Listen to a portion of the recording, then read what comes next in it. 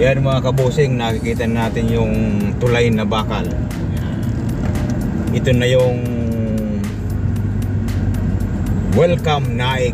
So ito na yung start ng bayan ng Naik.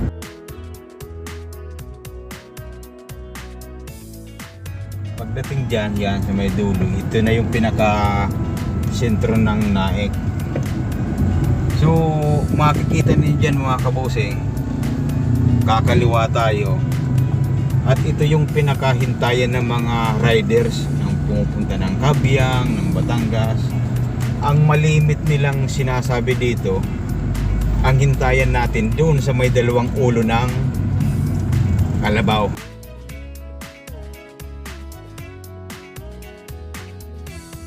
Ito na yung ulo ng kalabaw. Yan.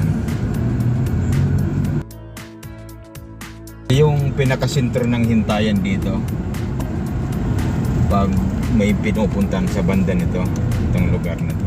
So ito na yung pinaka diversion road dito sa Maragondon. Kakaliwa na tayo dito.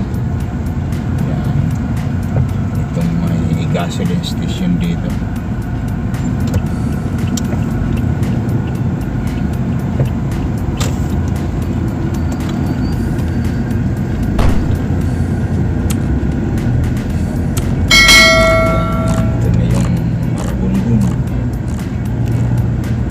Ganda na rin tong kalsadang pinagawa dito.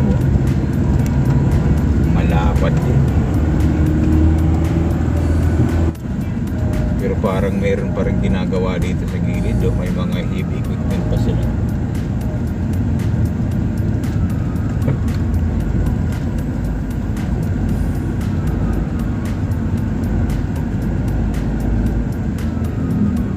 Pagdating dito, yung pakaliwa na yun na yung papuntang Paraiso.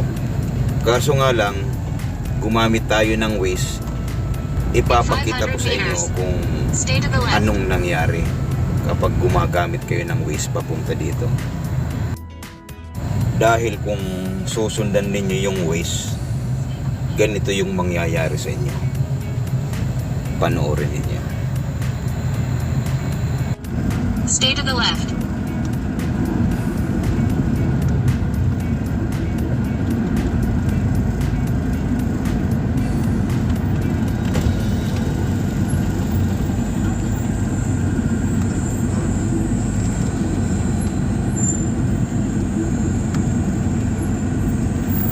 Busan yung pasyalan.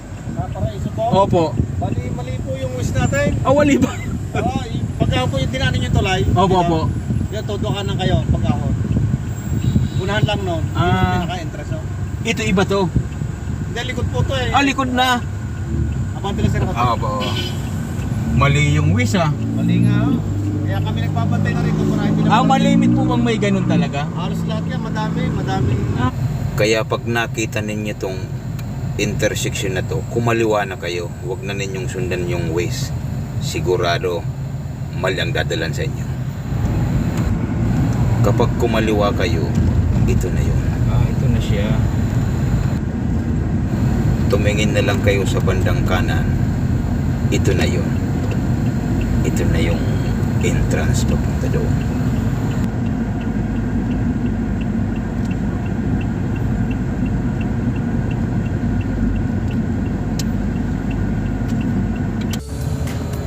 Wow! Entrance pa lang. Panalo na.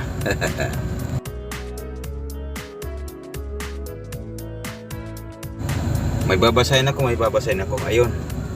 Pre-entrance in pre-parking until January 1. Nakalibre tayo ngayon. Libre! Kaya sa mga nakakapanood nito, may pagkakataon pa hanggang New Year. Libre pang entrance dito. Ano kayang sasabihin ni bodyguard? Wala po sir, bawal po pagkasya. Ano? Bawal po pagkasya. Opo. Kanan na lang po sa parking. Dito? Oo. Nakalampas pa kami kanina eh. Nag-wish po kayo. Oo. Ba't sa Wish lagi daw naliligaw doon? Pinuturo. Ano yung sa likod? Parang turo lang po yun. Oo. Okay, thank you boss ha. In 400 meters, Stay to the Hindi left. pa pala naka-off tong west. Niligaw na naman tayo. Yan, kasamahan nga nitong ano. So, dumating na tayo mga kabusing. Dito sa pinakabago nila.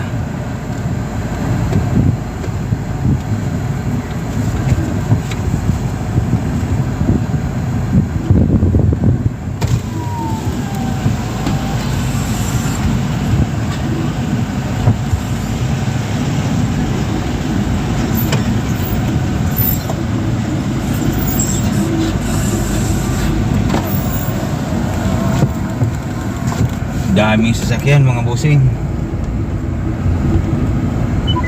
Turn right. In 100 meters. Turn left.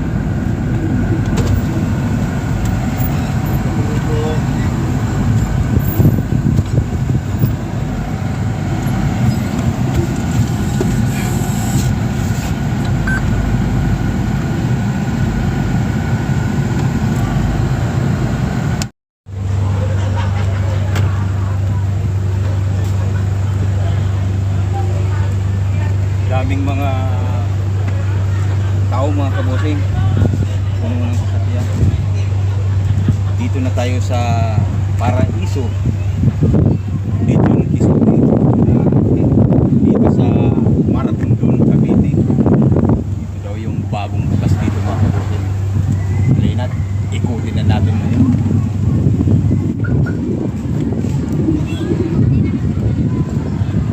Ang taso.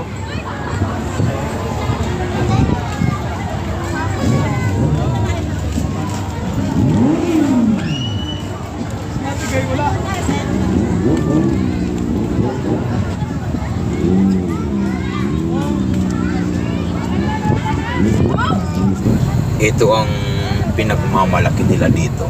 Itong napakagandang bagong-bagong hanging bridge na sobrang haba. Totoo nga naman talagang napakaganda. Simula daw dito sa entrance ang nakakasakop Marabundon. Pagtawid dito hanggang dun sa dulo, naig na. Ang isa pa sa pinupunta ng mga tao dito, yung makaapak ka dyan sa glass. Yan, yung dinadaanan dito sa hanging bridge. Kaya samahan na ninyo kung mga kabusing. Papasok na tayo dito sa hanging bridge. Si Lolong. Si Lolong. Magkano nga siya, boss? 100 po. Under 13 ating ATV so Di ba kayo sa loob? Di ba kayo dyan? Kami papasok. Tinapos ko, 13 yun. 13 yun. Oo, hindi. Bali. 100. Hindi na po. So, dito na tayo mga kabusing sa hanging bridge.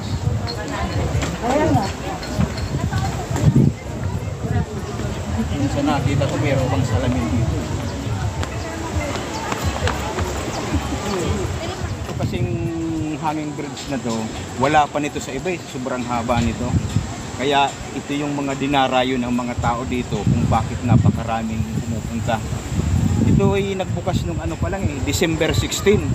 Kaya bagong-bago tong hanging bridge na to. At sakang kakaiba pa dito mga kapusing, kung nakikita ninyo yung sa China na naglalakad na salamin, dito hindi naman purong salamin pero may dalawang parte dito na salamin na makikita mo sa baba. Yan sa bandang yan dito po. So gusto nilang ma-experience yung naglalakad sa salamin na napakataas nitong hanging bridge na to. Ito yun Kaya nga yung iba matatawa ka dahil sa nagiging maingit sa laba daw mabasag. Pero napakakapal naman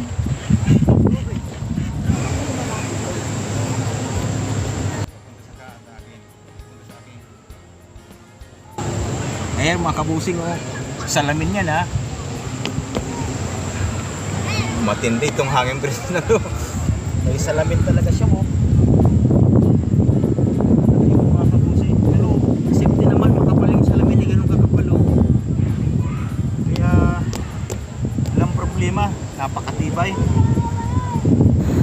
Napaka-safety ng glass na to. Bukod sa makapal na, kung titingnan pa natin sa ilalim, lahat siya naka-bracket kaya safety talaga. Yung mga cable naman nitong bakal, talagang makikita ninyo sulit. Ang lalaki talaga. Kaya walang problema. Busing, anong haba ba nitong ano na to? 160 meters po. 160 meters. So, napakahaba, Busing. 160 meters. Talagang napakahaba ng hanging bridge na to. Yun, natanong natin yung isa sa staff. Napaka-busy dito ngayon dahil bagong-bago pa nga. Talaga naman napakaganda mga kapatid. Sa dami ko ng lugar na napuntahan, ito ang napuntahan ko. Talagang kamanghamang ang ginawa at ang design na makikita dito. Maganda talaga, napakaganda. Wala akong masabi. Yung may hilig sa motor, mayroon pa ditong ATV. Lalaki ng mga motor nila dito. Parang nasa Pulkan pa yun sa Bicol. Ganito kalalaki mo. Naku po, Diyos ko po. Hindi pa yata marunong yun, ha. Delikado.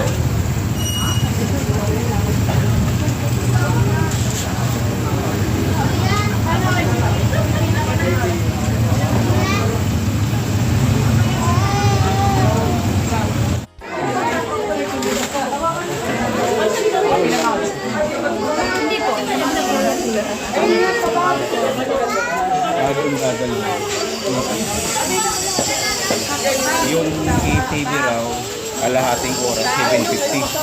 Yung mag-ikot-ikot.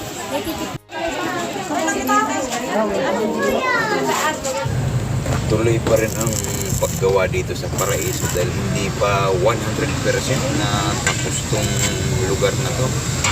Kaya napakarami pa nilang kinukumpuni.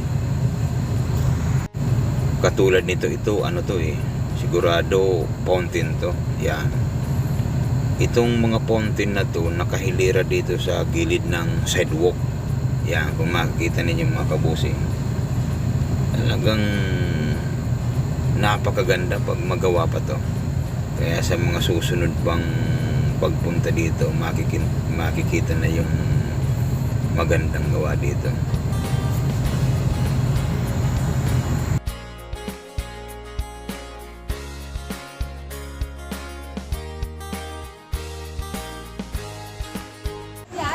Yun mga kabusing, yung nakita ninyo yun.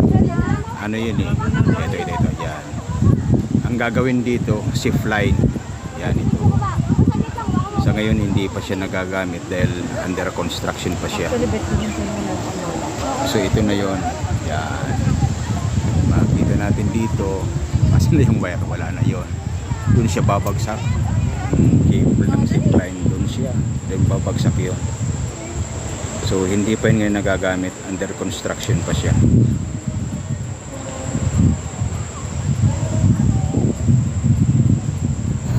Ito ang ganda nitong ginagawa na to. Siguro para sa staycation na yan dito, na pwedeng panggabi nandito na. Dito na matutulog. Talagang napaka-nature ng dating dito dahil napakaraming punong kahoy. At isa pa sa kagandahan dito, nasa tabi ka mismo ng yung ilog. Ayan yung ilog. Diba ang ganda ng dating? Tapos pagbaling natin sa kaliwa, dito sa kabila nitong hanging bridge, ito naman ang makikita mo. May mga pinupuntang sila dito. Yun. Dito rin pala matatagpuan si Lulong yun. Yung malaking buhaya na andun pala Yun. Marami pa rin tao doon sa kabila. Yan. Ito yung sa baba mismo nitong hanging bridge. Yan. Dito muna kayo.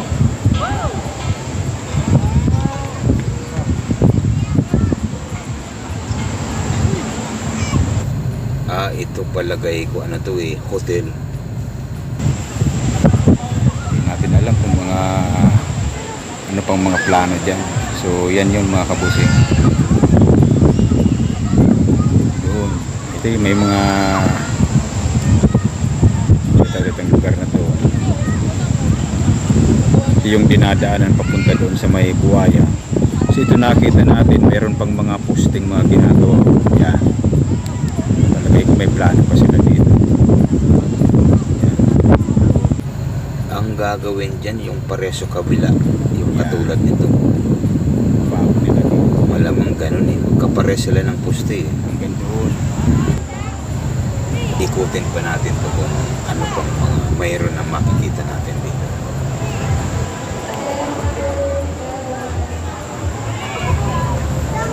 Mga kalabaw. Dito pala matatagpan yung mga kalabaw.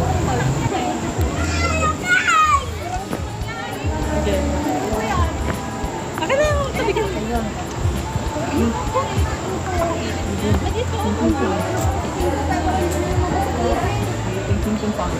Hello, Harvey. Hi, Harvey.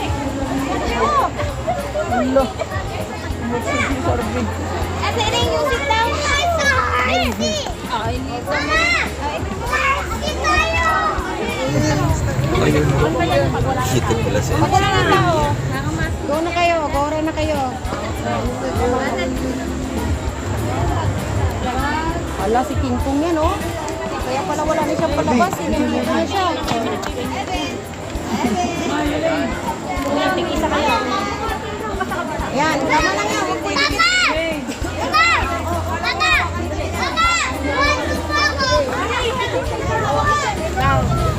andito rin si Ipat Adan.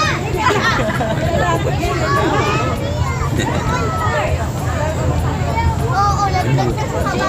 Hindi pa ako.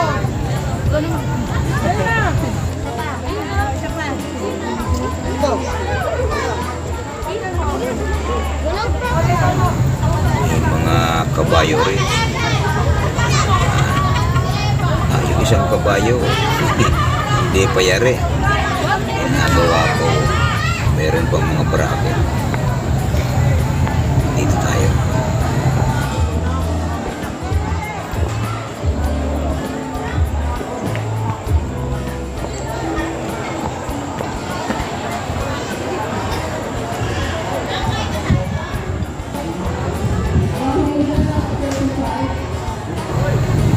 Napakalaki kasi mga kabusing ng lupang sakop nila dito hanggang sa kabilang ilog eh.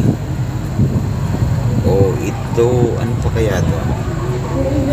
Parang zipline pa yata o yung bisikletang nasa taas ang gagawin dito. Kung makikita ninyo yung pinaka-cable niya papunta doon sa kabilang ilog, yun o. Laki talaga ng lupa nila dito. Itong isa mayroon pa cable din ang mag-ooperate nito, nasa taas pa rin. Ayan o.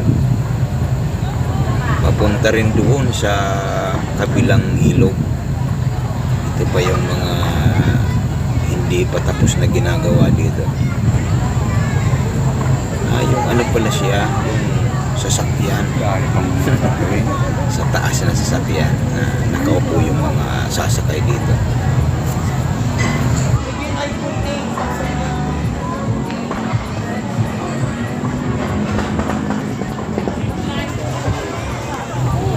Mayroon pa rin siyang mga duyan.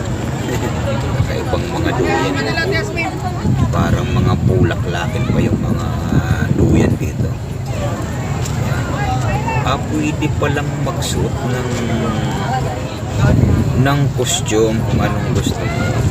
Ang problema nga lang, hindi maisuot nitong babae. Parang oversize siya eh. Yung sinusot parang hindi magkasya eh.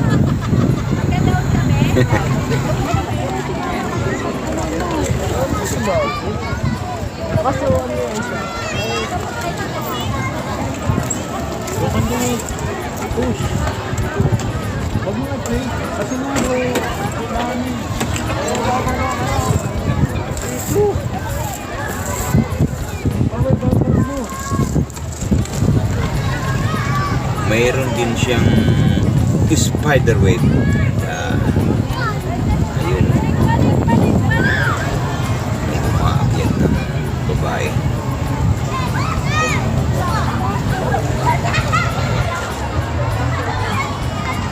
Bakit?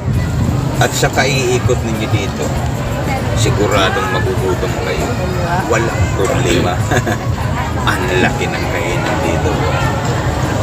Kung nasa mall kayo, parang ano siya, yung food court. Design niya dito. Ayan.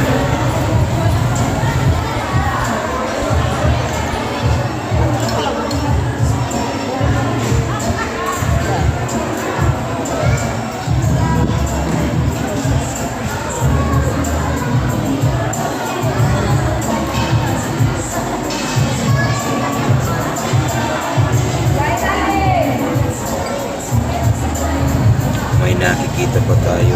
Yun, may banda pa yata dito. Dito pa yung mga gamit nila. Papahinga lang siguro.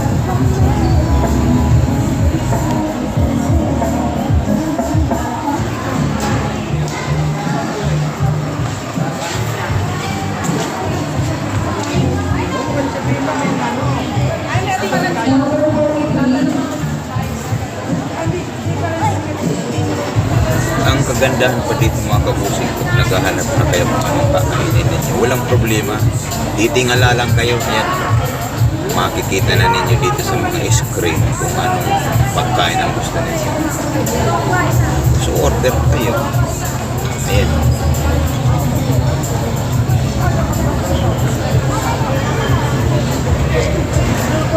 Ihaw. Ang lilugaw. Drinks. Kompleto sa regalos.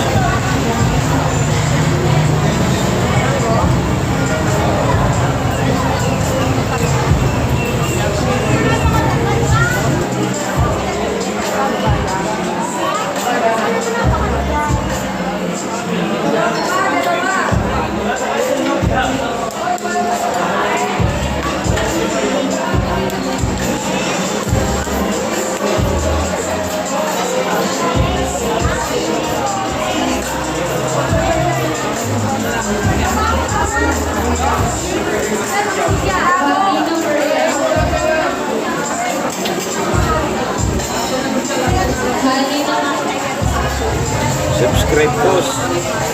Boss Edgar. Biyahe ko to. Thank you.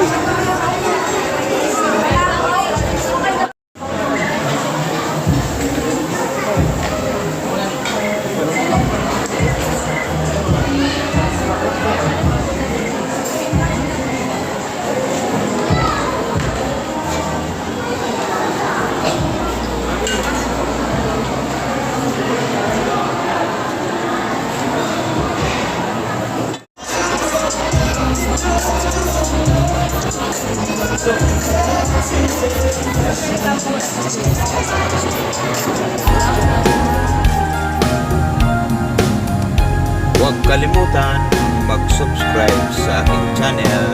She Thank goes you. out to the man on the street. Sir, can you help me? It's cold and I don't know where to sleep. Is there some man you can tell me?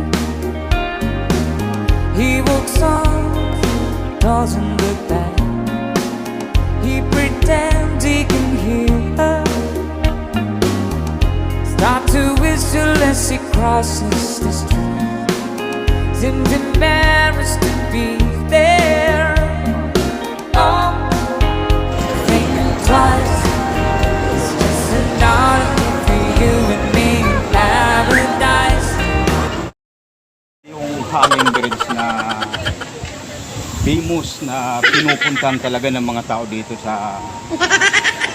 Ano bang tawag nila ito?